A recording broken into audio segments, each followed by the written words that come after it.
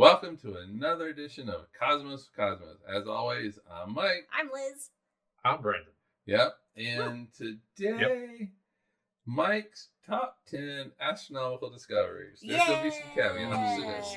There's going to be some criteria that I had to put down. So this is all subjective. This is based on Mike's opinion and not a formal designation of the top 10 astronomy discoveries, but and should be some good ones. My opinions do not reflect the opinions of Cosmos with Cosmos or its parent company or its CEO. All right. I mean, we're going to talk about, 10 discoveries. And to be honest, this is a list of 10, but I had at one point 18 items on it. Ooh. Was it like Eurovision when you give like one person the rose and they have to leave or something like that? Yeah, pretty much. All right, Brandon, what are you drinking? Oh, that's a good point. So I am drinking the Akranar, which is apple, cinnamon, cranberry, orange juice, tequila, and crushed blueberries. Ooh, well, that's like a nice fruity. You're gonna have to send me that list again. Well, it's really just one juice that has most of those things, but still quite nice. All right, and I guess. Well, we're kind of drinking the same thing, although I want to call mine one of Cork's Bar's top 10 drinks. Oh, okay. Kentucky Bourbon Peach Tea, which I've been adding the Kentucky to this title by myself this whole time. And leaving off the sweet in there. But it's basically peaches, peach iced tea, bourbon, peach schnapps, lemon juice, and brown sugar. Ooh. So also dangerously peachy. It is. It's it's dangerous drink. And I have the same drink that I'm calling the Spherical Bastard. Okay, that's not the first time I think that's a good classic. Yeah, this is one of Katie's favorites drinks. Yeah, as well. it definitely is. I put it on the list once, and now I can't take it off. It's basically Katie's drink. All right. Follow us on all the things. Twitter, because I will not call it anything else. Drinking Cosmos. Everything else is Cosmos with Cosmos. And so follow us, rate us, wherever you get your podcasts, all that kind of good, fun stuff. Don't forget to join us for the hangover. That will come right after this. Apparently, we're recording shots later today, so I have to go get other material. Because Liz has told me that she doesn't want what I brought out. Anyway. I never said that. I said we got some other cream liquor we need to get rid of. My shots would be aguardiente, and I'm very excited for it. Love aguardiente. All right. Of course, we have a lot of friends of the pod. Friends of the pod. And if you're ever on Etsy, check out Wildixia, Ixia. Katie has some really great, amazing stuff, and I will always be happy that I was the first one to buy something from there. I beat you, I beat your whole family, and everybody else. Anyway, you win. I'm not bragging. Also, if you happen to be on YouTube, check out The Real Mr. Proctor Show. Our good friend Ron Proctor, he did some music for us. For this. And hopefully they happen to be on YouTube because we're also on YouTube. but they're there to watch Ron. No. Also, if you're in the Council Bluffs area in Iowa, southwest corner,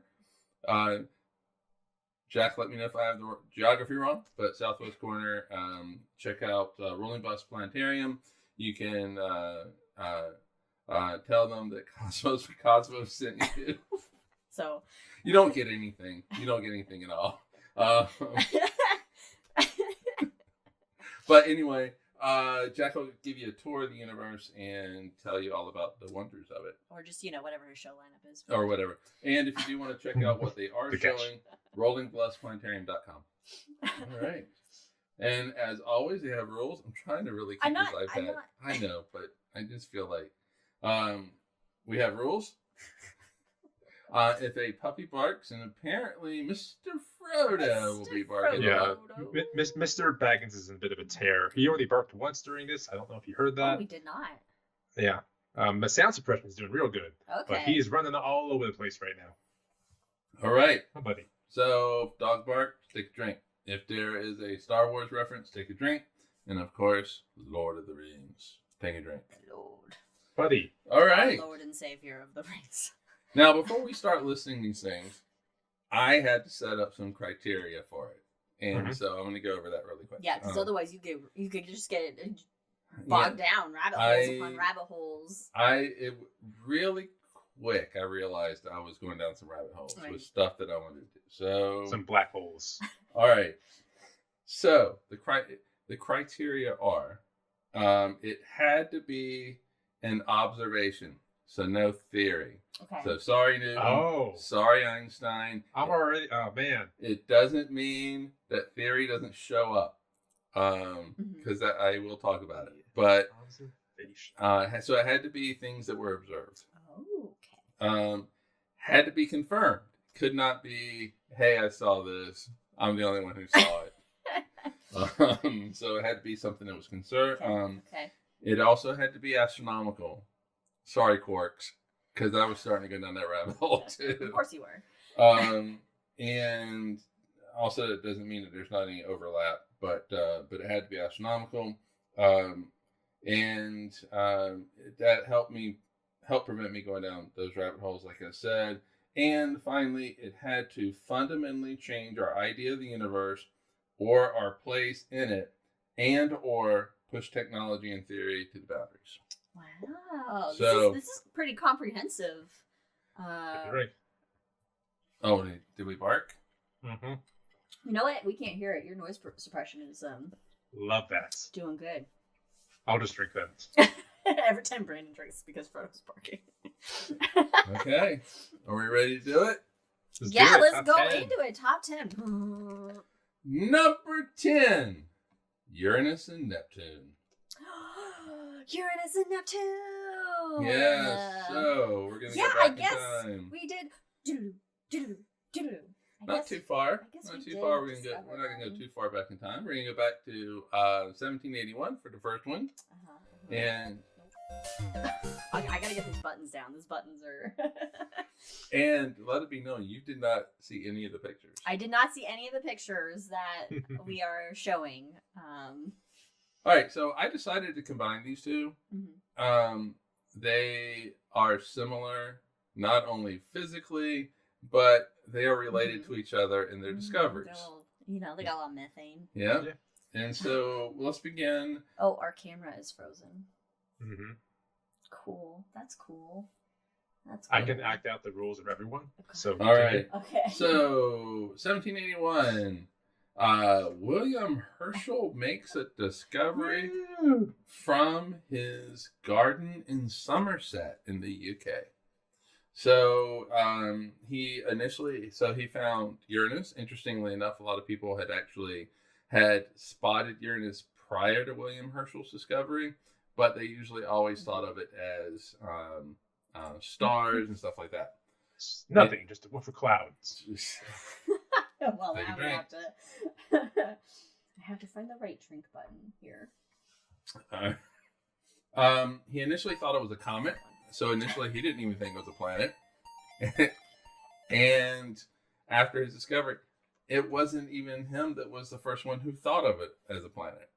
He, for a couple of years at least, thought it was a comet. So he reported it on April 26, 1781 as a comet. This was Herschel, right? William Herschel. Well, he's got a thing for comets, so. He does. Anders Johann Lexel, who's Finnish but working in Russia, was the first to calculate its orbit. He determined it was nearly circular and determined it as a planet. Hey. Yeah. Hey. Just by math. But William Herschel still sticking with comet. still sticking with comet. In 1783, it was finally just generally accepted as a planet, even by William Herschel. And that's so his toughest critic. yes, King George III. Yes, that bastard. The Mad Monarch, gave Herschel a stipend of £200. Oh. Now, if you're wondering what that is today, yes. $51,000. Damn it! Wow. So that was an annual stipend, and it was on the condition that he moved to Windsor Castle so that the royal family could look through his telescopes. He got paid £51,000 Yeah. a year, so Yeah. people just use his telescope. He got to live in Or- a castle. For more on that, check another episode on William Herschel. Hey. Yes.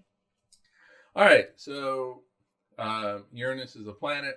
At that point, we now have 7 planets in the solar system.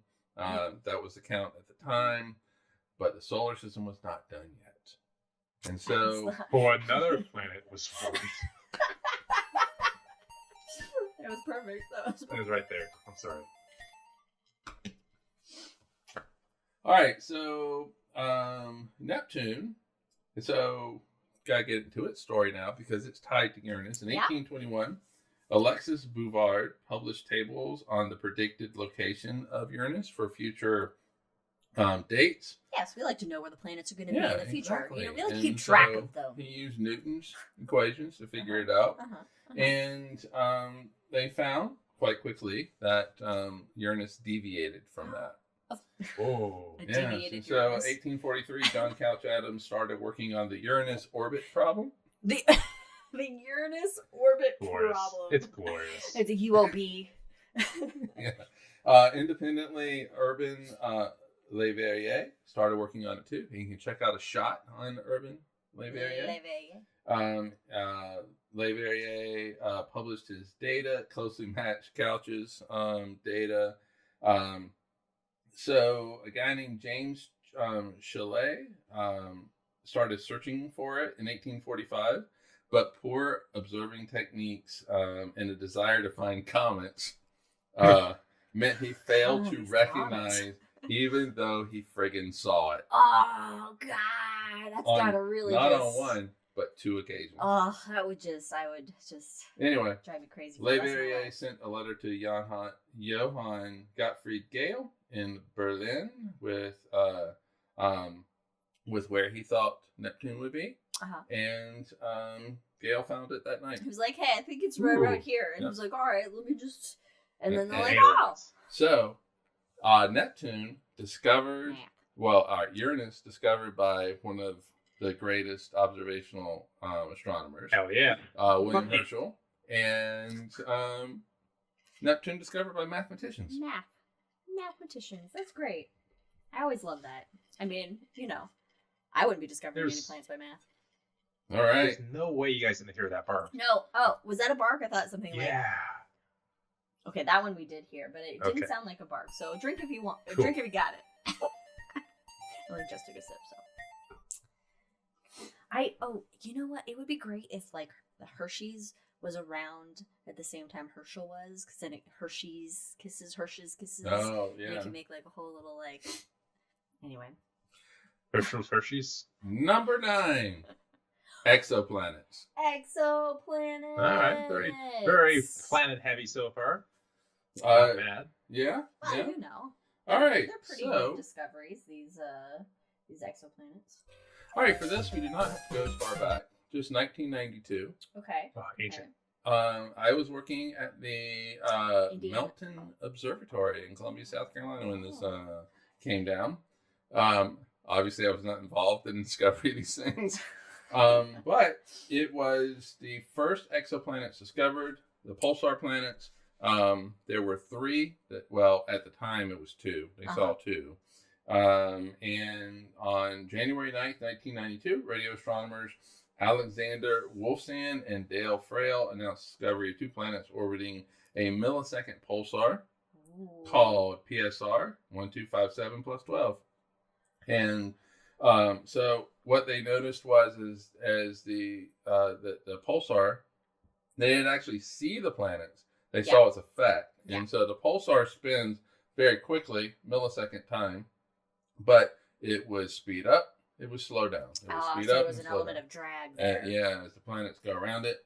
And so they knew something unseen was there. They did some calculations. They figured out there were 2 planets. It was just like Neptune. Yeah. Yeah. So a couple years later, 1994, a third was added to it. And so it had 3 planets. And it was like, basically, astronomers were like, what the fuck?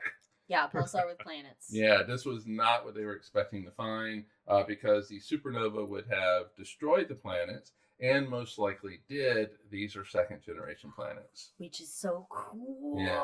Like, how wild would it be to have like a pulsar as your star if you were... It would not be Deadly. good. It would be deadly. Well, you know, Radiation. maybe you can... We don't do well with radiation. No, but maybe something out there has made like some funny shit to, I don't know. Radiation-based life form. Yeah, you don't know. This pulsar is 2,300 light years away in the constellation of Virgo. Hey. But, we want to continue to look for planets, right? We want to find something that's a little bit like us.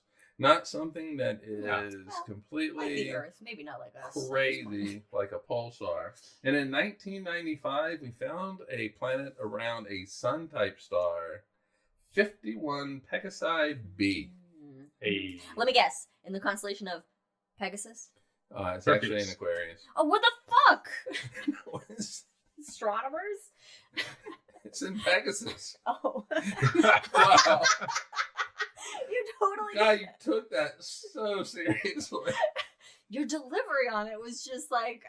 See, I made the joke, and then Mike said it with such conviction. I was like, oh shit, maybe he is right. Maybe he wasn't in there. No, it's in Pegasus. Oh, God, okay. But, I mean, sometimes they do that where it's like... Yeah, but this also was a one where it was like, what the fuck is going on? It's a hot Jupiter planet. So the planet going around it, very, very close to the star, the size of Jupiter. Good time, 1-800-HOT-JUPES. Hot Jupes, yeah. And so, yep. And so, yep, that's where, what's crazy is I actually have in my notes 50 light years in Virgo. I wonder if that's because I have Virgo in the other. It's about 50 light years away, but it's in Pegasus. It's not too bad, not too far. Nope. It's picked up our radio signals. It's watching whatever we were watching in the 1970s. Picked up our radio signals and are like, MASH. Avoid that place. We are not stable. It's watching Starsky and Hutch and. All right. Actually, no. At that point, they got Star Trek. No, well, 50 years ago, 1970. Star Trek was in the 60s, and then the Next Generation was in the 80s, right? The 90s? Yeah, they would have OG, though. They would have OG if they recorded it. You would think that these aliens would invent VHS by now. Yeah. So they're good. They got it. All right. Got it. Because that way they'd be recorded on tape. Joke's on all the streaming. Oh, no, the streaming's not doing radio waves. I was going to say they get all their TV for free from us. Stealing all the TV. They're stealing our passwords. All right. 2016, a family of planets were discovered. Oh. TRAPPIST-1, 40 light years away in the constellation of Aquarius. 7 planets around a cool red star. All 7 of them are within the orbit of Mercury, so within 40 million light years of the star. Yeah. Very close, but it's a cool star. So it's so 3 of them actually reside in the habitable zone of the star. But as we have said a few times, red stars, temperamental. Oh yeah, they have little outbursts occasionally. Yeah, they have a little Napoleon complex. Yeah. But 3 or 4 of them are in the habitable zone. As of right now, I meant to look it up earlier today, but as of yesterday, Saturday the 17th, when I was putting in some of these notes, 5,903 confirmed exoplanets. 5,000. Do you guys remember when it was like 3,000 and we were like, oh my god? I remember the big jump that Kepler released. Suddenly we went from like 60 planets to like 1,600. It was amazing day. Oh man. You can find out more about it at the NASA Exoplanet Archive, if you like. Yeah. Number 8, black holes. Ooh. Oh, wow! Black Number 8 black holes. That's surprising. But so far, we still have lots of round objects going on here. Lots of round objects. I mean, I think that's what we're gonna find in a lot of these things. The rounds. Yeah. So, it's not. That's the lowest energy state. I do kind of have it broken up into two parts. But It's like me most days. all right, so black holes. For this, you do have to go back to 110 years to Einstein. Cannot have black holes without Einstein. I know you want to do. Let's do it. Einstein's theory of gravity is the general theory of relativity. Yeah. It basically results in how mass and energy warp space I and don't time. think anybody's familiar with that. Yeah, we haven't It's a talked about it. complicated equation, I think, as well. I got it somewhere. It's in elegance. Very elegant. Basically, mass tells space-time how to warp. Susanna in chat says, I'm remembering the black hole shows you would do at the Science Center. A 5-year-old her thought her fate would end in a black hole. Scaring your children to death.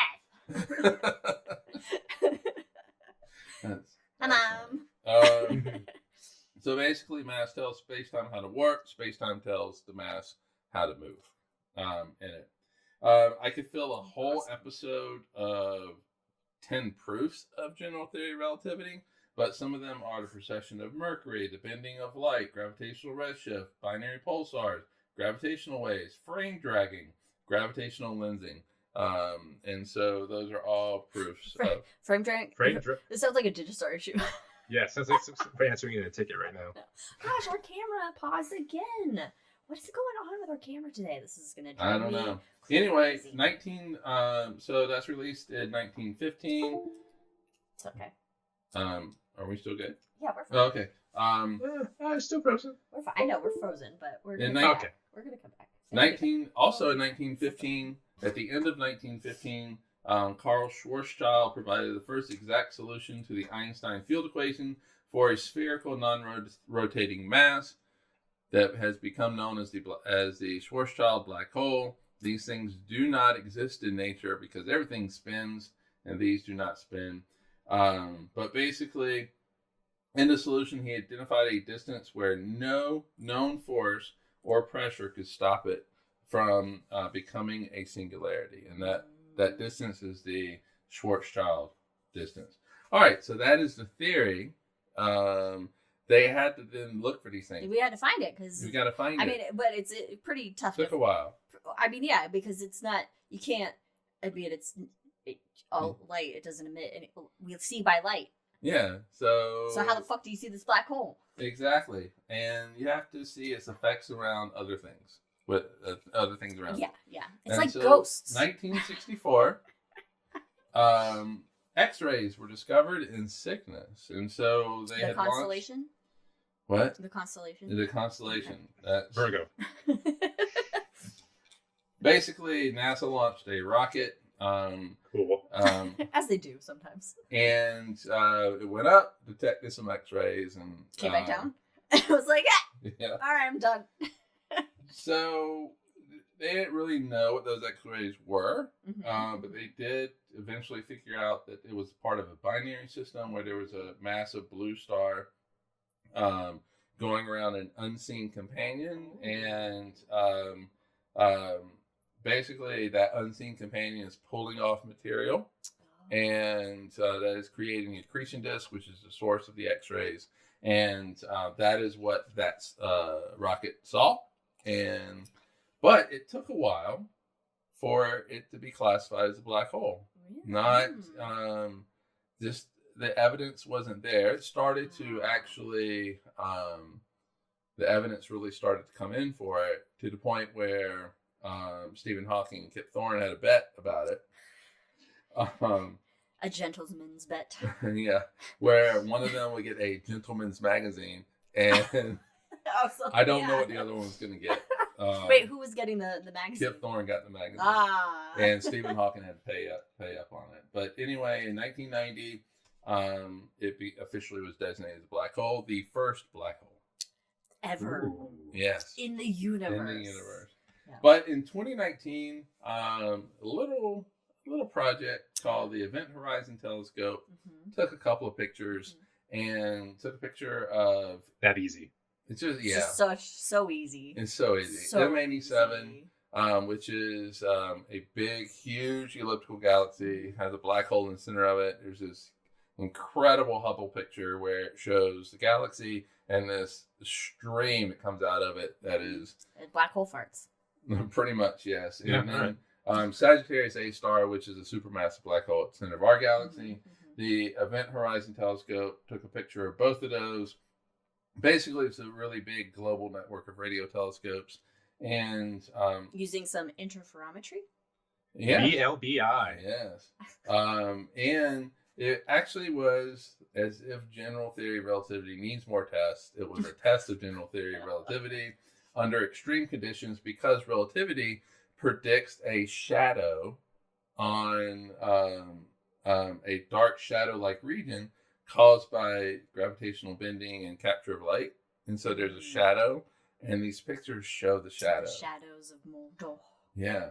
Interesting. Oh, man. I was saying Shadows of the Night, but that's good too. Shadow Realm in Elden. No, she's not always positive.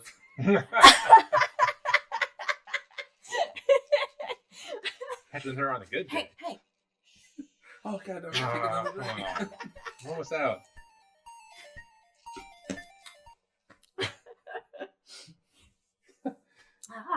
Oh, where is he? In the middle of the night?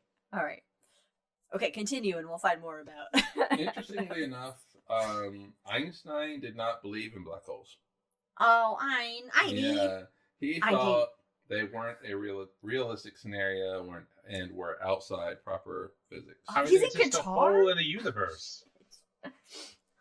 Oh, he's in Hi, Elizabeth's brother in Qatar. Qatar? Hey. Qatar? Whatever. You handing out planes? Is there any handing out planes over there? Well, black holes, to be fair, are hard to think about. They are very hard to think Holes in the about. universe. What the hell is that about? You want to know what else is hard to think about? Wait. Oh. Go ahead. Okay.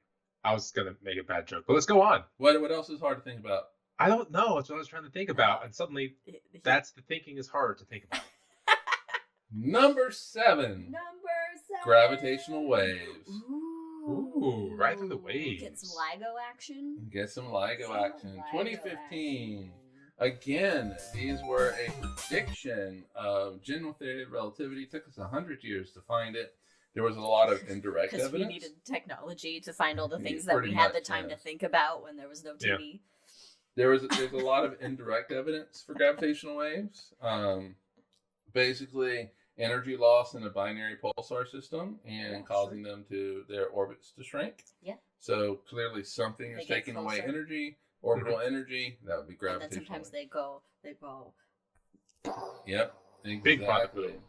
In 1974, Russell Hulse and Joseph Taylor found some examples of this, and so there's been a lot of evidence, but you need direct evidence. Yes. And LIGO, the Laser Interferometer Gravitational Wave Observatory, in Livingston, Louisiana, and Hanford, Washington, were specifically designed to get that direct evidence. It's basically these two lasers that point 90 degrees away off from each other, and oh God, Ron. There's so many top 10s we could do. Yes. And so they are in sync with each other. And so actually detecting ripples in the pond of the universe. They're actually, what it is they're completely out of phase with each other. And so basically they're like, if a gravity wave is not coming through, you don't see anything.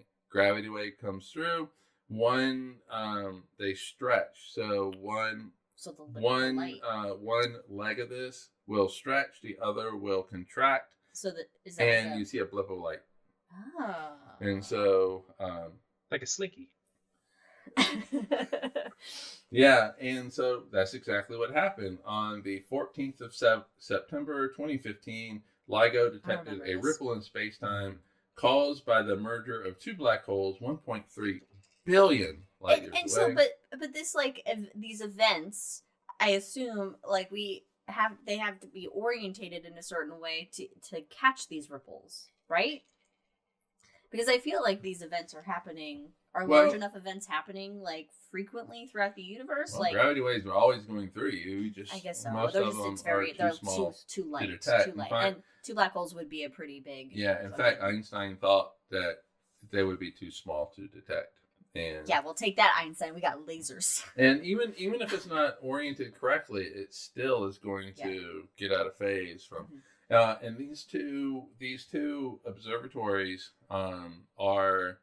they have to take into account trucks Yeah, driving down the interstate. It's so sensitive it can pick we're that not up. too far from it. We could go visit. Yeah. You can go mess them up. Yeah, go stomp Drive in around, circles. just stomping. Here are my gravitational waves. So the ripple that changed the length of the effective distance between Livingston, Louisiana, and Hanford, Washington, that 1,120 kilometers. I forgot to do the conversion. We're you. America. That span, that gravitational wave changed the distance by 1/1000th the diameter of a proton, and they were still able to pick it up. My Yep. gosh. The yes. energy emitted by the gravitational waves in the last few milliseconds of the merger was greater than the combined power of all light radiated by all stars in the observable universe. I every time I hear about this, I'm like, I can't. My brain just is like, nope. We're just gonna accept it and then just block it out before it melts. So as you can imagine, 2017, Rainer Weiss, Barry Barish, and Kip Thorne collected their Nobel Prize. Of course. So Well done, boys. yeah, and so this was obviously it's the first direct observation, but it does open up a whole other side of astronomical observation. We typically use obviously some sort of form of light to observe the universe, stars, exoplanets, those kind of things. But this allows us to, like I'm involved, it allows us collectively to observe the universe in something entirely different, gravitational waves.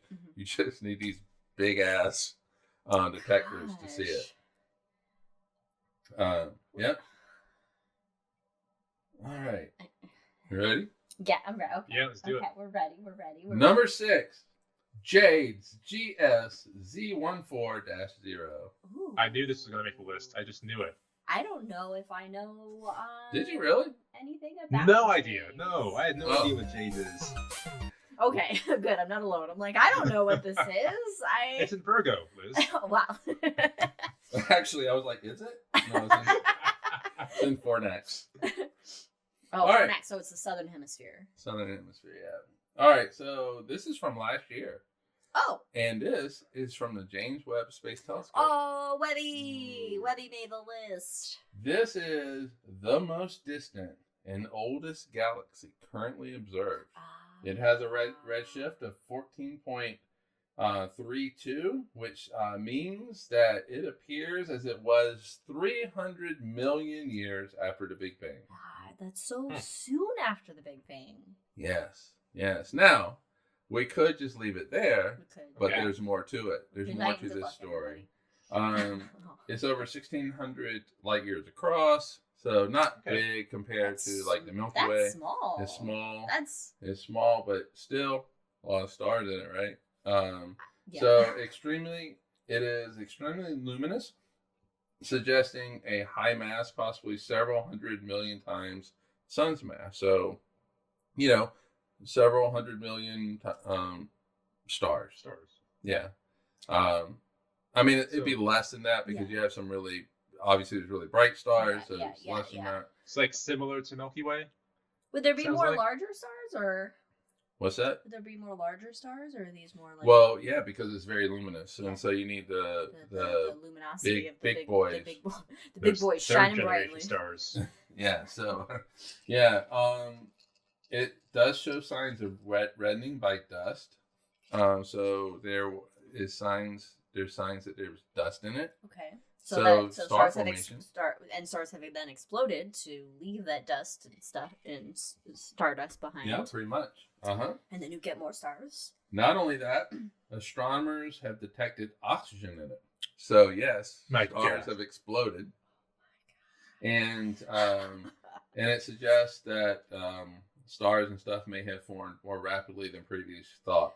So the fact that it's 300 million years after the Big Bang, so close to what is called the Dark Ages, where you do not have stars and stuff like that that are formed, it is a major challenge to our understanding to how galaxies form and how they evolve in the early universe. Because it's almost like that should not be there. Why is it there? Yeah. It's too soon. There's not enough material for it to have. Well, there's material everywhere. It's just that. Well, oh god, and then what's also interesting is that we're seeing it basically 13.8 billion years old because what's 300 million years, in the scheme of the universe time frames. So it's like, what is it like today? Is it still around today? Has it merged with something else today? Exactly. What has possibly evolved 13 in it billion today? years have passed, so you'd assume it would merge and settle into its general shape, whatever it is now, probably irregular. Probably. I mean, yeah. Oh, hey! Hello from Qatar! Hey. Oh, I was like, who's this? Cheers. But all right. So think about this for a second. Yeah. The time between us and the dinosaurs. Yeah. 65 million years. Yeah. Oh. Mm. The time from the Big Bang to this Dinosaurs? galaxy is Jade. 5 times that. Yeah. There are like things on here on Earth Mm-hmm. that are older, at least their species and stuff are older than that gap between the Big Bang and this galaxy. Right. It's incredible. That's wild. And it just and I love the stuff where like we don't know. And it challenges us. That's why I want new physics and stuff like that. Well, and also because where they found this galaxy in this Webb deep field image, right? Or I'm assuming a Webb deep field or a Webb image. This was James Webb. Yeah, a Webb deep field image. Yeah, I don't remember. Well, it was the picture that was in. But Webb, has only like looked at certain little tiny areas of the sky, so it's like we're looking through like a pinhole basically of the universe and spotting something. So, who knows if this is then like kind of standard for that time frame after the Big Bang. We just don't have long enough time observing. We need more observations. And Webb is the first telescope that can peer back that far, really. And this is one of the things that James Webb is designed for. That and other incredible things like sniffing atmospheres of exoplanets. Yeah, it just goes around. It's like. Yep, exactly. And so the question is, are we going to find more objects like this at that time frame? Or are we going to find objects that are even closer to the Big Bang, that are even older? And so, it's gonna be a fun. Time will tell. Yeah, it's going to be fun watching what James Webb does. And so, like with Hubble, the Hubble Space Telescope, we knew it was going to give us the most amazing views in the universe. We did not expect some of the stuff it gave us, and so it's interesting to see what Webb's going to do. Yeah, and so we'll see. I like that quote of finding like strange things out there. It's the universe is not only stranger than you imagine; it's stranger than you can imagine. Yes. There's nothing truer than that, I think. Are we ready for the bottom 5? Bottom 5. Number 5. Top 5? Okay, top 5. Top Well, 5. in my list, it's like Casey Kasem's top 10. Anyway, Number 5, Galileo. Just Galileo, just discovering Galileo. Just he was born. 1608, Hans Lippershey invents the Very good spyglass. Oh, Oh, yes. you said you were going to run out, and then you drop it. Luckily, I have 1609, more, so. Galileo learns about the spyglass Oh, I wonder how. and improves it. Did he read it in like a newsletter or? Yeah. Well, I mean, he was kind of in the center of Internet. commerce area, so news probably came around for the popular. I guess it would He got off be the a internet. novel new thing. He was like, hey, Google. It would be a novel thing, like, hey, you guys check out this spyglass. We can see things real far In the away. future. So he improves it, and not only does he improve it, he looks up. He's like, hey, I have an idea. Why don't I just like Yoink. point this And the first thing he upward? looks at is the sun and blinds himself, and that's the end of it. And then we're done. One of the first things he looked at on the 30th of November, 1609, was the moon. Hey, moon. The moon.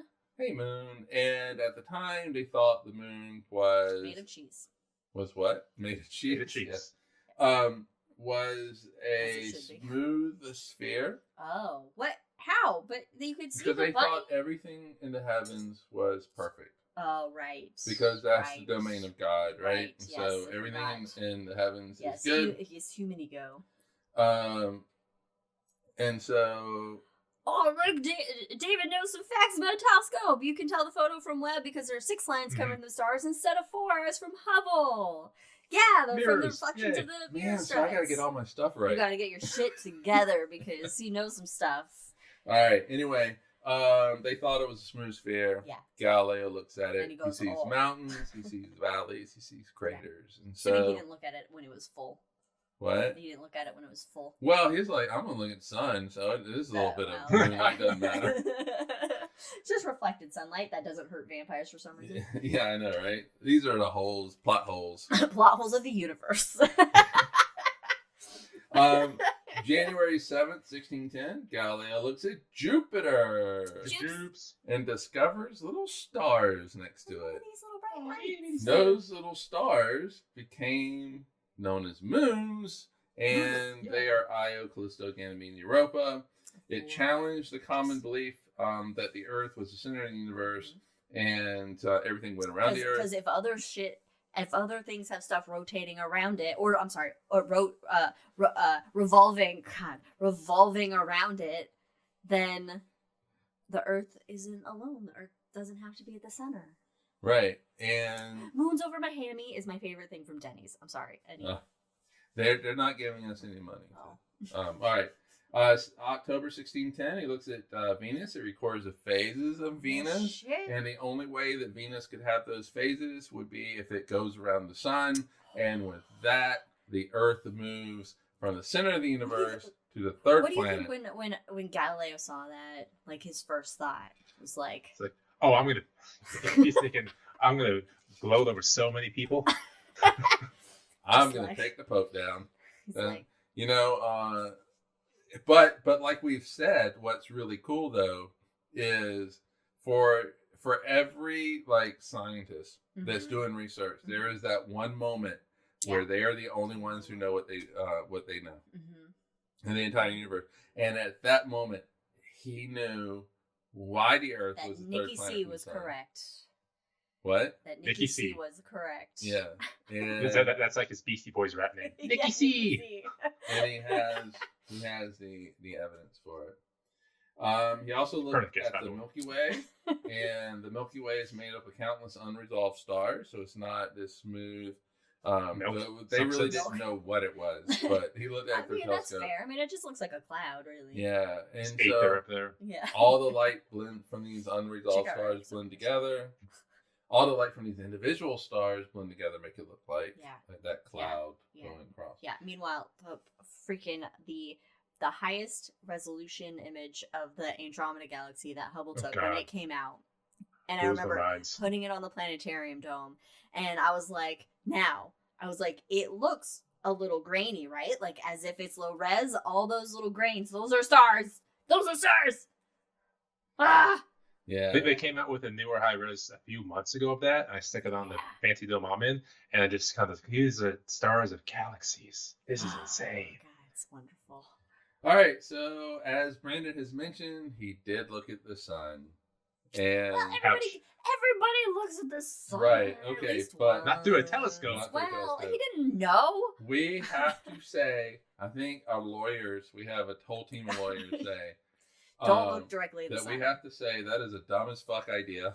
Yeah, don't do it. Don't do it. Don't ever do it. If you do it, God. you're dumb. You're dumb. I mean, I know sometimes I look at the moon with my telescope, but I just have my hands by the lens, and the moon shows on my hand how bright that is. I can't imagine the actual sun. Yeah. All right. Don't even go out into your backyard, And look even up when an at it. eclipse is happening, and look up at the sun and stare at it like some orange head buffoon that lives on the eastern side of this country. And you know, the sun is actively trying to kill you, so just don't even look at it. Just stay also away. actively Pretty trying to cancerous. blind you. Pretty, as well. it's So, pretty. It's anyway, not. It's not nice. It's angry. Gives us He- all life though, so I mean, he hey. did look at it. Oh. He It's an abusive observed. relationship. He sure. observed the sun when it was low, so its light's going through more atmosphere.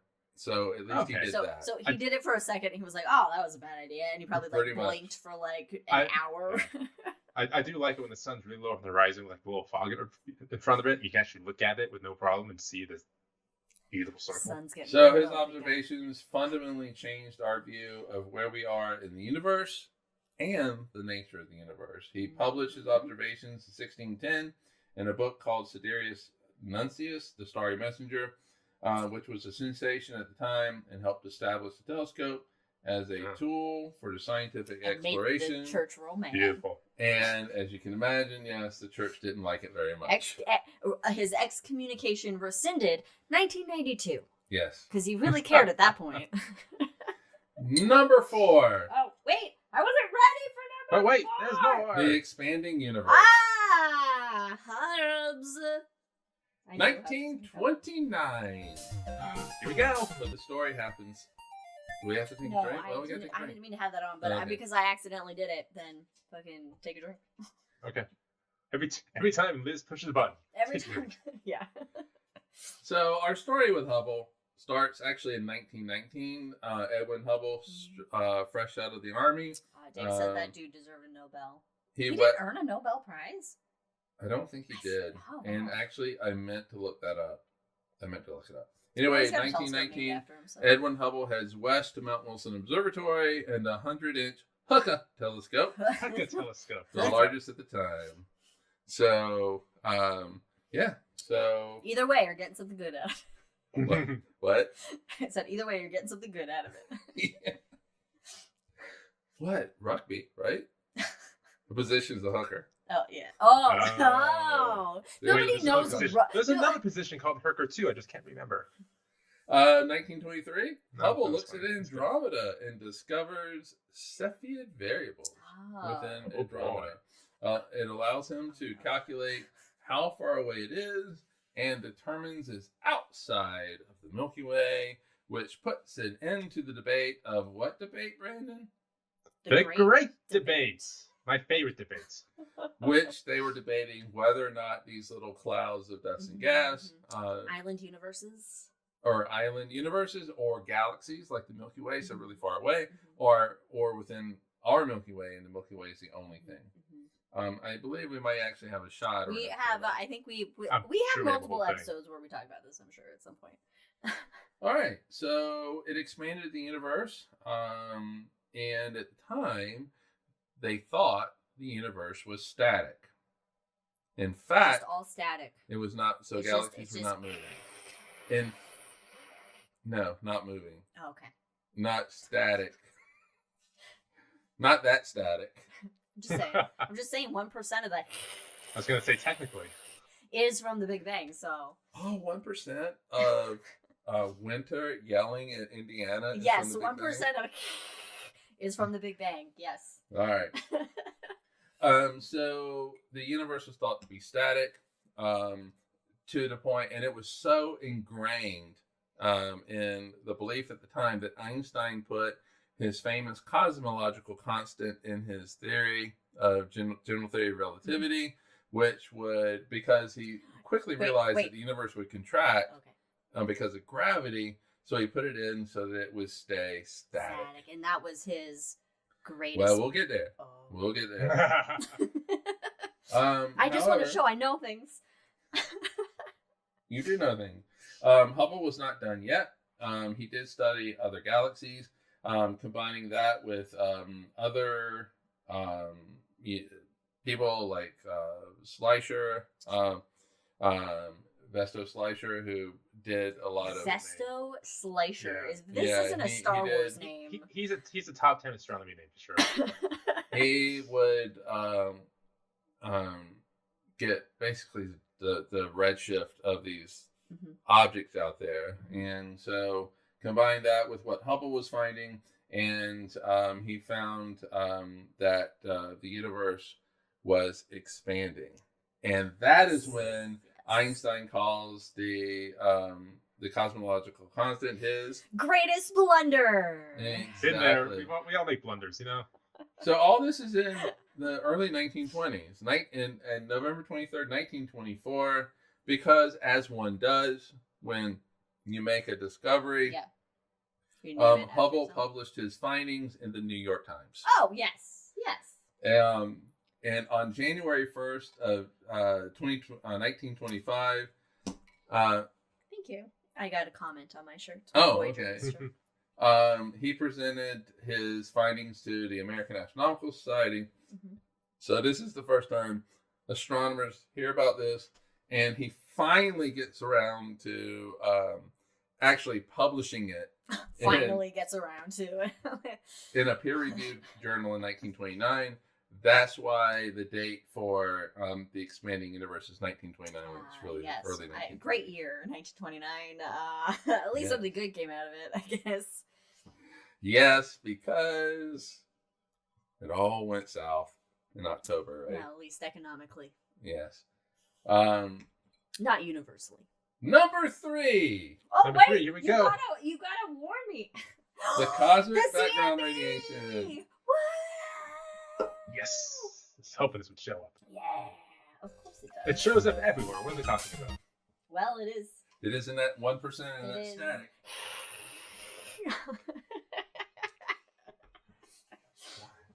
That is basically our show in a nutshell. Static. 1% of that static. I like that. That's some Cosmos is Cosmos. 1% of that static. A new tagline. 1960, Bell Labs in Holmdel, New Jersey, builds a horn-shaped The horn. radio The antenna. horn. That's my favorite story. The I love this story horn. more than the Great Debate story. We got episodes about this. I don't know if We look do. through our We channel have. find them. We do have a shot about it as well. I think I did the shot on it. Oh, maybe someone did. It was part of an early transmission system for a system called Echo, which soon Echo. became obsolete. And so Oh. all this money they spent for that Well, you know. horn-shaped telescope has all been forgotten. However, Technology advances fast. there are 2 people who work at Bell Labs: Ooh. Hell yeah. Who are they? Arno Penzias and Robert Wilson. Hello, Robert. Yes. WP, Ar- P&W. Arnie and Bob. So, yeah, Arnie and Bob decide they want to use it to measure the intensity of radiation from supernovae scattered throughout the galaxy and universe. As one So that's what they want to do. imagines, as one does. So they turn it on, the little switch, they Yeah. turn it on, and they found a uniform noise Uh-huh. or that came from all directions in the sky. Ooh. And they were like, aliens. what the fuck is this? Aliens. Yeah, pretty much. Okay. They cleaned the equipment. They evicted. Oh, I'm sorry. Can you tell the people what was in the The- equipment they had to the clean? White I will be there. dielectric Okay. material. Okay. Guys, All right. guys, Okay. It's just the Who's best telling the part. story, Liz? Not us. All right. Not I'm us. just here for the ride. I and want to the- do it too. they evicted a family of pigeons that had moved in. Oh, that's so Um, And the cage they used to capture the pigeons, I saw at Smithsonian. cool. Really? Yeah, it's the coolest thing. They even swept out what? Pigeon White shit. dielectric material. Yes, shit. white dielectric material, also Pigeon shit. known as Pigeon shit. Bird shit. bird Pigeon shit. And so That's a new tagline. Cosmos with Cosmos. Pigeon shit. Shit. all right. So once that had all been completed, they turn it on. Mhm. Static still there. They're like, what is going on? They just got a broken microphone like we had last episode. Yeah. So they didn't have to rule out other stuff. They ruled out urban interference by pointing it at New York City because it's right across the bay from New York. Yeah. And then they pointed it away. Same static. Thing. Same.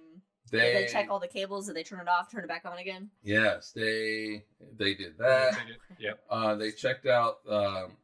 They ruled out radiation from the galaxy or extraterrestrial radio sources. Aliens. Well, it could be. Any solar system objects. All right. They even ruled out an above ground nuclear test that occurred in 1962. Wild. Yeah. So they, at that point, they concluded it was not the machine, it was not random noise causing the radiation. So they were completely ghosts. Flummoxed. Yes, they were flummoxed. Exactly. All right. While all this was going on, Robert Dickey was less than 30 miles away. Top 10 astronomy name. Fucking what is? Bob Dickey. And I won't go for the lowest hanging fruit. and oh man, Robert Dickey was leading a team that I find it in your notes. Scroll. Right. He led a team at Princeton and had predicted that the Big Bang would result in a microwave background radiation, so the afterglow. And so he built a radiometer to detect that radiation. And in 1965, Penzias has happened to mention the signal that he observed with Wilson to a colleague who had read a paper by a member of Dickey's team. Wow, so it's like it's just like a luck of oh hey, I was reading something. Oh, now they mention it. Meanwhile, he's just complaining. God, we keep getting this static, and it gets better. Penzias then decides, I'm gonna call Dick up and see what's going on. Dick. So he phones Dick, and Dickie took the call, and he took it while having lunch with his colleagues. Oh. Yeah. Wait, hold on. So he's out to lunch, and so the restaurant, I'm assuming, brings the phone and you have a call service. In the office in Princeton. Oh, okay. I was like, because you don't have cell phones, so it's like they're just eating lunch in the office. Lunch. Okay, I just picture they're out to lunch because it's the 60s. They're drinking, they're smoking, they're smoking. I've watched Mad Men. Yeah. And after he has that conversation, he hangs up. He goes. He slowly turns to his team. And he goes, well, boys, we've been scooped. The whole slowly turning was me. Okay, so dramatic. Yeah. And make it dramatic. In the paper that Penzias' buddy read, it actually said a great place to look for this background radiation would be the Bell Labs antenna. Oh. So they actually said this antenna would be a great place to find it. They just word didn't get to the antenna. And just for all those Google this antenna, but it also looks like those old timey. It does. Like horns. Be like, what did you say, sir? The cornucopia thing. Yeah, the cornucopia horn. So, talk about getting a Nobel Prize for stumbling into something. 1978, Arno Penzias and Robert Wilson get the Nobel Prize in physics. Right. And they didn't fully grasp what they had discovered or even what the Nobel Prize is really for until they were reading about the Nobel Prize in the New York Times. And the New York Times writer succinctly summarized what they had found. And they go, oh, that's what we did? Oh, shit. Well, because this isn't their, expertise area. This isn't what they were even intending to study. So it's like, they just were, happened upon someone else's research, basically. Okay, are you ready? Wait, okay. Number 2, dark matter. Ooh, I love this picture, first of all, that's happening. I was like, I gotta use that picture as wiki. That's wiki? That's I don't know if Fritz I've ever Wiki. looked up what he looked like before. Yeah, it's Fritz Wiki. Oh, God. And Vera Rubin. Top left, Vera Rubin. Oh, there we go. You know what? These could be good Halloween costumes. And and bottom right, Fritz Wiki. Oh, no! Oh, no! Oh, no! Oh, What'd you do?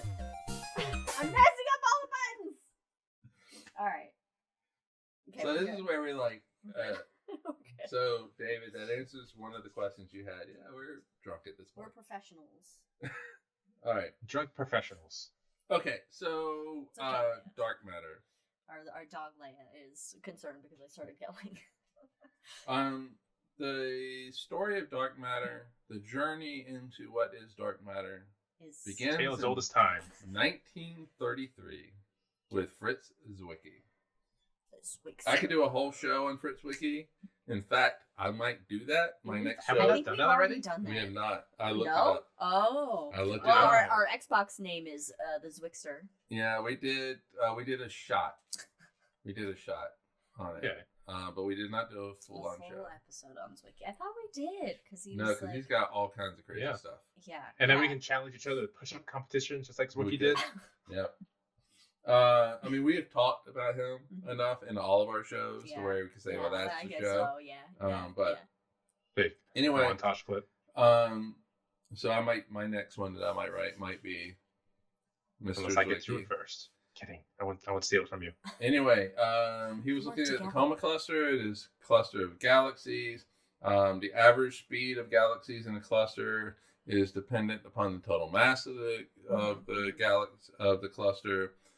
Lower mass, galaxies don't need to move as fast. Mhm. Higher mass, they got to move faster to Yeah. stay within it. Okay. So what he did was he found the speed of the galaxies, the average speed of the galaxies, and from that he was able to get the mass of the galaxy, of the cluster. The way these people's brains work. Right. But you got to do something else. Okay. Now Oh. Susanna gets your Zwicky thing. Okay. Oh. Yeah, Fritz Zwicky is one of my most favorite astronomers ever. Not personality-wise, probably. Huh? I said not personality-wise, probably. But Well, Complicated guy. he's Also, did some really good things too. that's true. um. That's just human. So then what he did was he then added up all the light that he would see, and basically you add up the light, add up the light. and that should tell you basically what the mass is related to stars. And at the time, it should be very similar to the mass of the galaxy.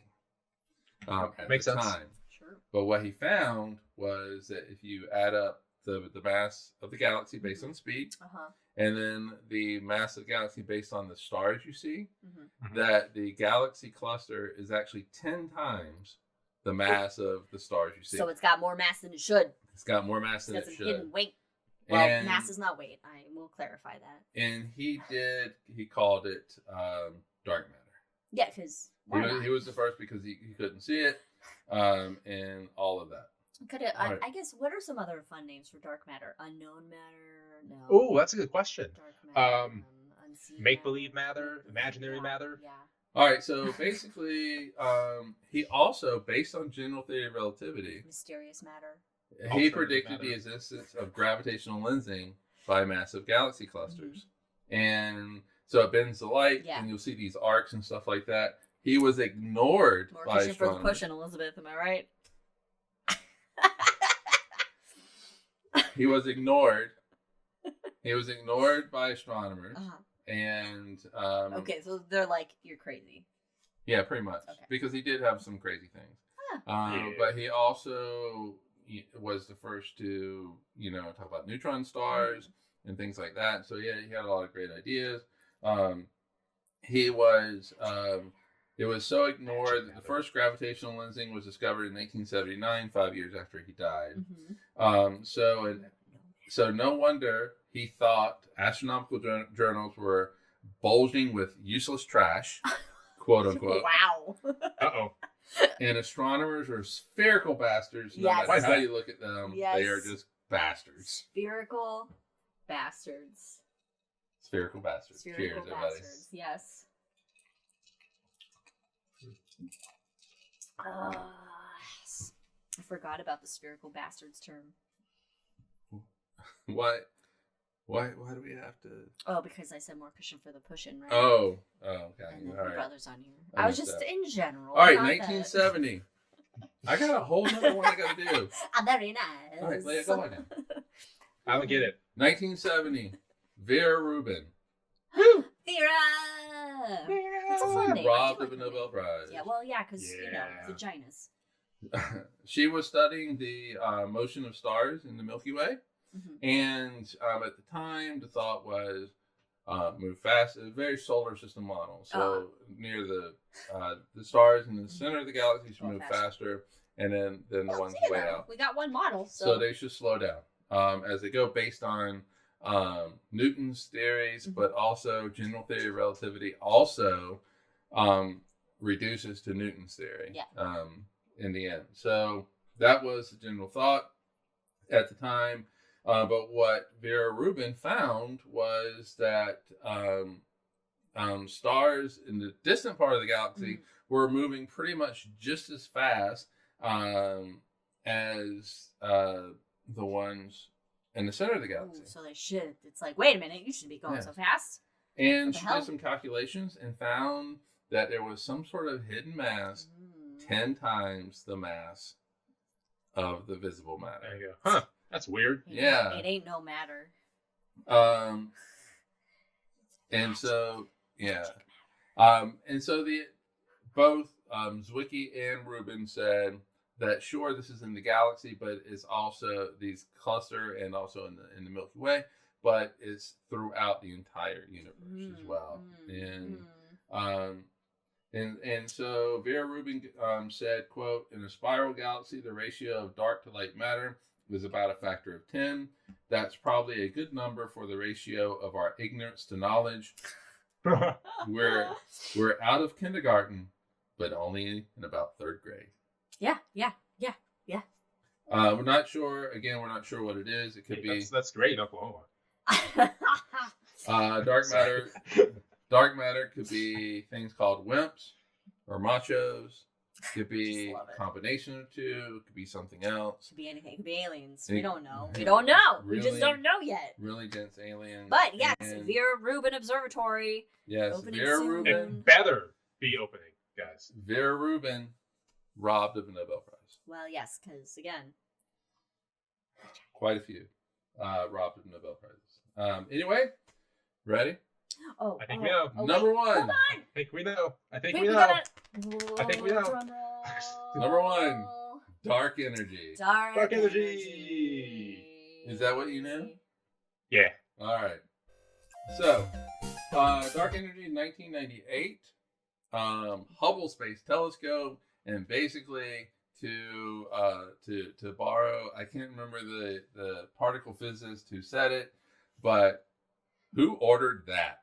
Nobody was expecting dark energy. Yeah. Oh, hey, but David did have a question. Given that he from the previous one, Zwicky discovered neutron stars. He didn't discover or he predicted them. Did that impact his theory on the lost matter? That impact his theory? I mean, it could. So neutron stars would be considered like machos in this whole wimps versus machos thing. But they would be related to machos. I mean, there's a lot of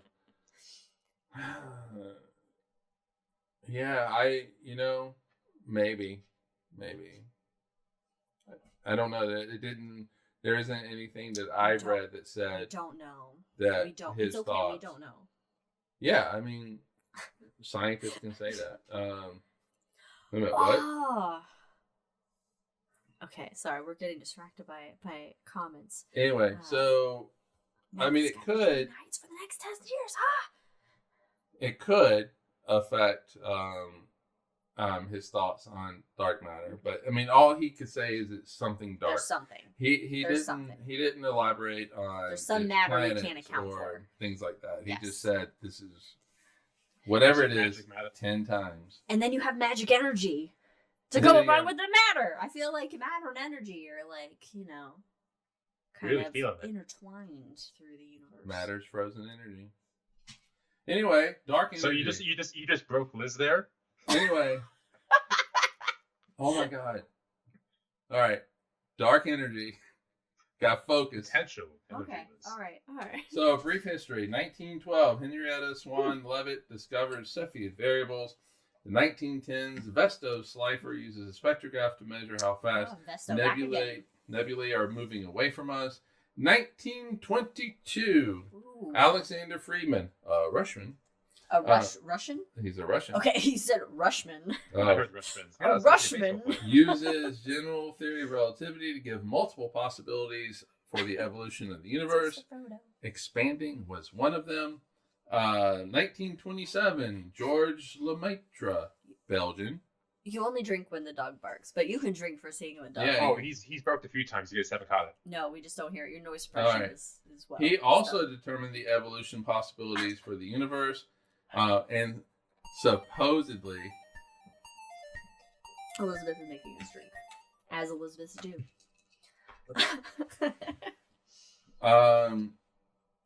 supposedly George Lemaitre did not know about Friedman's findings. Supposedly. It- you know, all those okay, people hold on. are reading each other's shit all the time. Well, the Russian Revolution had just happened Oh. 5 years earlier All right. for all Friedman, right. so Maybe not. it probably was not getting out of Okay. the Soviet Union. That's fair. That's fair.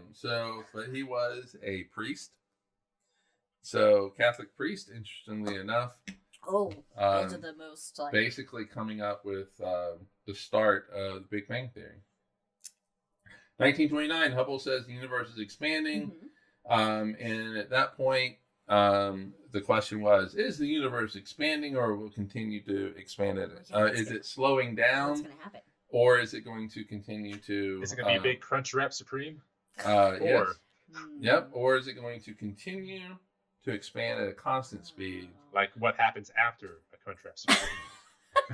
1998, two teams study supernovae. Wait, teens? Teams Oh, okay, teens. Teens. with Yeah. the Hubble Space Telescope. They were studying Type 1a supernovae. Including So friend of the show. these are white dwarf booms. White dwarf booms. White Yeah. dwarf booms. And these have a certain brightness Uh-huh. and are considered standard, Standard candles. So you can candles. use them to Yes. figure out how far away something is. Yeah. At a certain redshift, though, they noticed that supernovae were dimmer than expected. Oh. So at Ah. a certain point in the universe's history, these supernovae are dimmer.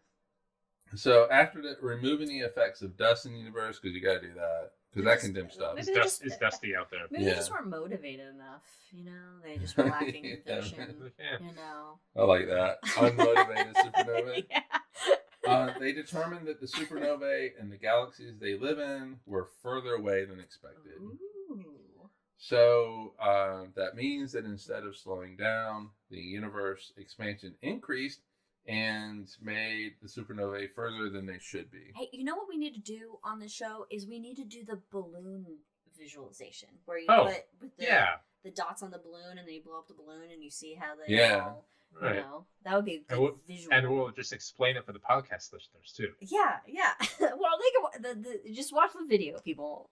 Actually, the videos are now on Spotify, so actually they can watch it on Spotify. Oh, that's cool. Because you watch Spotify and I there's do watch videos Spotify, playing. yeah. I like watch Spotify. Well, I don't. Yeah, you can watch it. Well, you I listen, listen to but it, there but is the video. video's There still is around. video that can. All right. Of course, I also never mind. So what could it be? It could be a thing called vacuum energy, quintessence, space wrinkles, which are cosmic strings. Space. Wait. Space Botox. Space wrinkles. Space wrinkles Yeah. necessitates the existence of space Botox.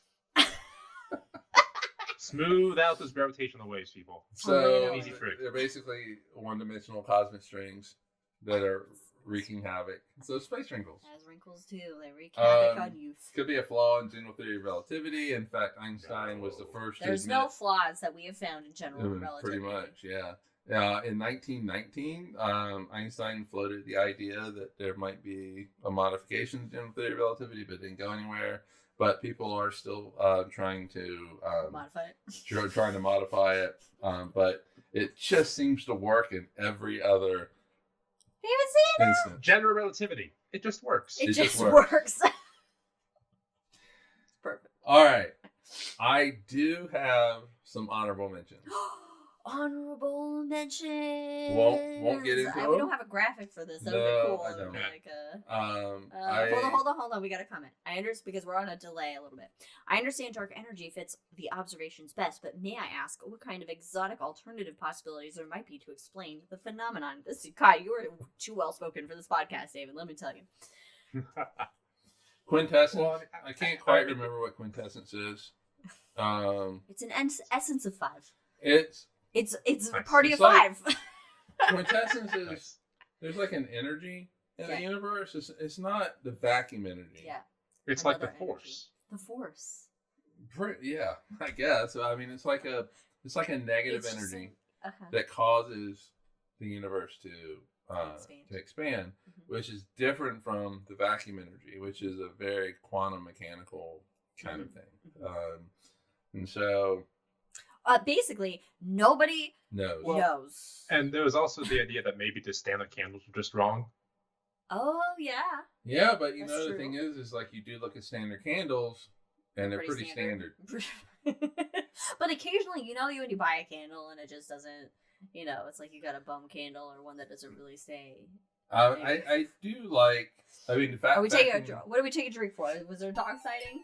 Those aren't the rules, but you're making up your own rules. He's getting antsy, that's for sure. A Star Wars reference. What was a Star Wars reference? The Force. Oh, the Force, of Oh. course. God. All right. Honorable mentions. Okay. How stars shine. How does the sun shine? That's a Yeah. good one. The sun The is the mass of the super Eddington, Cecilia Payne, and Gapichin, Hans Bethe. So we had some astronomers that were definitely involved with that. Okay, so they figured out. So it was figured out how Yeah. stars shine through Basically, nuclear fusion. Eddington proposed that stars use nuclear fusion. Cecilia Payne and That's Gapichin stupid. determined the composition of stars is primarily hydrogen and helium. Mhm. Hans Bethe in 1938 precisely determined the reactions the sun That's going uses. on. There's 2 of them. That's going on. Proton chain and the CNO cycle. Pulsars also on the list. Oh, pulsars. Okay. Yes, Jocelyn Bell Burnell. There's Another. an episode or a shot. There's a shot on. Yep, exactly. In the 1960s, found pulsars left out of the 1974 Nobel Prize. Because Quote, first, demarcation disputes between supervisor and students are always difficult, probably impossible to resolve. Secondly, it is the supervisor who has the final responsibility for the success or failure of the project. We hear of cases where a supervisor blames the students for a failure, but we know that is largely the fault of the supervisor, which I love that. It seems only fair to me that she used that word, he should benefit from the success too. Thirdly, I believe it would demean Nobel Prizes if they were to award to research students, except in very exceptional cases, and I do not believe this is one of them. Finally, I am not myself upset about it. After all, I am in good company. she says because she Am I not? has to due to the She was very diplomatic. patriarchy and wanted to keep her probably position and whatnot. Another one. This is not a number. There's no more. I'm so used to it. Number honorable Next mention. bullet point. Tycho Kepler and Newton. I don't think Oh, you hell yeah. can. I mean, not yeah, talk about the Copycats. Copycats. Sure. Percy and the Tychos. Rovers. All the rovers on Mars. They've made some amazing discoveries. The Voyagers, with Absolutely the grand tour Voyagers. of the solar system. New Horizons with Pluto Oh, and please. whatever that second one it went to. Yeah. But really took New Horizons really took Pluto and made it a real world. Oh my god, it's gorgeous. You're a just real gorgeous. world. You're a real Yeah. one. Still not planet Pluto. Just 6 pixels, but hey. Osiris Rex, Oh, Ooh, that's a yeah. good one. Oh, Yeah. Cyrus. Aristophanes, which Ooh, nice callback. Remind me. measured the Circumference radius of the Earth. Yeah, the circumference of the Earth. Okay. Yes, using 2 a sticks, well using and 2 fucking sticks. yeah. I mean, Yep. the Greeks did some shit. Neutrinos. Oh. Yeah, there's a like- whole problem with the sun I The like. neutrinos always just pass me by. Oh my god. and through you. I like that the neutrino collectors are basically these underground pools of water, and there's Coolest that things one in in the world. where's Yeah. that one in Or Japan there's that has like but those also balls X-Men thing? that are like but looks crazy. also when you take your clothes dry cleaning fluid What? some of them also have dry cleaning What? fluid in them Why? I don't know. It somehow Just it gets the connection. I mean, it just- gets the. Squirt some Tide in there, and No, dry cleaning I know, fluid. it's So different. the neutrino hits something in it and it flashes. oh, okay. So, fast radio bursts, FRBs, FRBs. quasars. Oh, quasi-stellar Now we're just naming neat shit. things. Quasi-stellar things. May I propose a topic for the hangover? Yes. Not saying we're going to right now, but I think this would be fun. We're about to go do it. We can do not necessarily the top 10, but our favorite theories that were close to being right, or our favorite theories that were horribly wrong, but people put out there in the first place. And finally, proplids. That was last item. Proplids. Little cocoons baby plants. forming planets and stars. And Nice. that is my top 10 and honorable mentions. As you can see, the honorable mentions were just as long as the top 10. And yeah, Cold Fusion, that's a good one. And what are we doing in 2 weeks? Are we doing We're doing a High in the High Sky. High in the Sky? What's the Alright. next month? For June. June. We're heading into June, so we'll be doing a High in the Sky for June. Elizabeth says, Jude, what is you use the glowworm caves to measure neutrinos? Mike is trying to get listen. What if you use the glowworm caves to measure neutrinos? Look, I'm down to go to New Zealand. We're going to the UK in a few months, but I'm down to go to New Zealand. Yeah. We're down for a fellowship trip to New Zealand in a couple of years. That would be great to get to New Zealand and do an episode of New Zealand. We just weege it in. Just weege it. Weeds. Weege. Weege. So that is my top 10. I worked on it for a couple weeks. Yeah, it wasn't a last minute thing. You it put was some not. effort into it. I did work on it a lot yesterday, but I went back and forth on a lot of things. I mean, there's if you could include theories, how much would that change everything? well, Like, what Oh. theory would have been the top? The Oh, theories are Jesus all Christ, the it would've fucking- Because in Nothing my but theory. mind, when I was thinking about this, I had gravity number one. Like that was the foundational arc, really. Yeah, I mean, as you saw, we did talk about Yeah. general theory of relativity, but Yeah. quantum probably be number one. Well, because you're a quantum boy. You're a fancy physics man. I do. See, and I'm a big boy. I like gravity. That's weak. My force is Oh, stronger. Well, thank you guys for joining us on our Mike's top 10 astronomical discoveries, In which 4 I think weeks, we can I'm doing Zwicky. agree with. We did not do gravitational lensing. That was not one of the We top just 10. got we just touched on it with Zwicky. touched on. But I mean, really, I would say all astronomical discoveries are the best. So it's hard to actually rank them. But I go along with your top 10.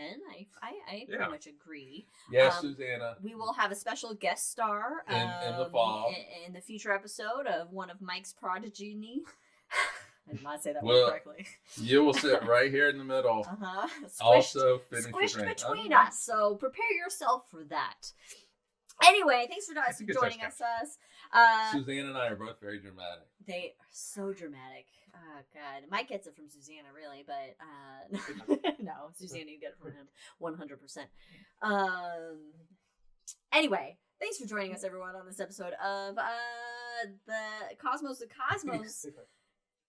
You can check out The Hangover after this, but for now, we'll see you next time in a couple weeks. We'll have High in the Sky for June. Also, if you want to participate in our new Cosmos with Cosmos book club, we are currently we are going to be reading Chasing the Sun by David. Fuck. Chasing the Sun by an Cohen? author. Cohen, yeah. Something like that. Which we will then review in our August hangover of High in the Sky. Yeah, he does get it from Susanna. There you go. But for now, thanks for joining us, and we will see you next time. Bye, Cheers. everybody. Bye.